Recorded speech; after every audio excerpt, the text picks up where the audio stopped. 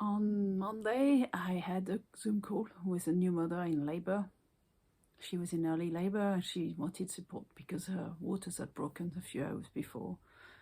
And she shared that she wanted a home birth and she didn't want to call her midwife just said yet to let her know, because she knew that as soon as she'd say that her waters had broken, she would be against the clock to have received pressure to go to the hospital and have her labor induced. What actually happened, and I'm sharing this story with her permission, what actually happened is she went into labor a few hours after our call, into really established labor. She was already having contractions and, when we were on the call. And when she called her midwife, the midwife arrived at the home and she said, my waters broke 3 hours ago. And the midwife said, oh, we need to take you to hospital straight away because your waters are broken and you're at high risk. Your waters have gone and you're at high risk of infection. And what ensued was an argument between the mother and the midwife leaving and saying, you're not in established labor anyway, and I have to look after myself. And this woman went literally 5 minutes after the midwife had left, starting to push with every contraction. So they had to call back the midwife, and eventually she had a baby at home. But what should have been a beautiful, gorgeous, sacred experience was left her with very conflicting feelings of anger and frustration, and having to unpack the fact that she wasn't treated with kindness, and this was actually quite traumatic.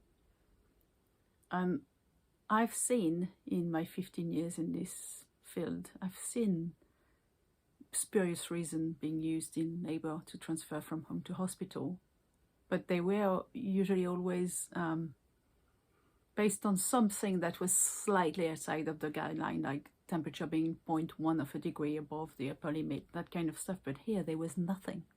There was no zero, nada, no reason whatsoever to justify we need to take you to hospital to be induced. I mean, if she'd gone, she probably would have had the baby in the ambulance.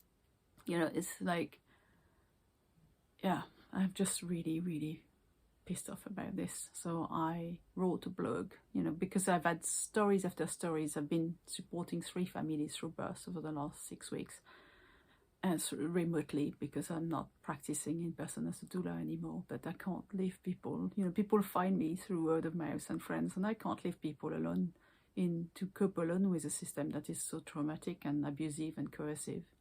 So I've written a blog called Pushback, how to challenge the induction epidemic, how to challenge the rise in non-medically necessary inductions. And you can find that blog by clicking on the link in my bio. I've also shared a post with pictures, with slides that you can read that summarize the main point of the blog post. And the main thing is, people need to really educate themselves, because there is no science or logic behind this process. It is, to quote Australian midwife Jane Hardwick Collins, institutionalized abuse of mother and babies masquerading as safety.